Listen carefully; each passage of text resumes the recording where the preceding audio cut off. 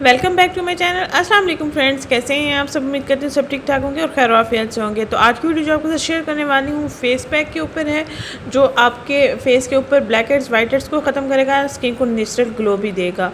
Acne की skin पर अगर आप ब्यूटी क्रीम्स का इस्तेमाल करें, ऑयली स्किन पर अगर ब्यूटी क्रीम्स का इस्तेमाल करें तो आपकी स्किन पर वाइट हेड्स ब्लैक हेड्स बन जाते हैं, जो कि आपके फेस पर बहुत बुरे लगते हैं। नाक पर भी मैल जम जाती है, गालों पर भी मैल जम जाती है, चिन पर भी मैल जम जाती है।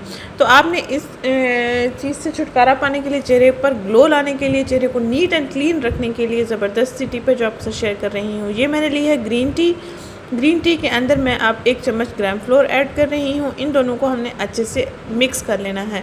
ये दोनों अज़ा हमारी स्किन के लिए बहुत बेहतरीन है, बहुत ही बेहतरीन है और नेचुरल रिजल्ट्स आपको मिलेंगे। याद रखें, अगर आपकी स्किन ऑयली है तो आपकी स्किन पर एक्ने भी बनेगा, ब्लैक हेड्स भी बनेंगे, वाइट हेड्स भी बनेंगे। तो ये हमारा अच्छे से एक मिक्सचर तैयार हो गया। अब ये मिक्सचर हमने स्किन पर अप्लाई करना है।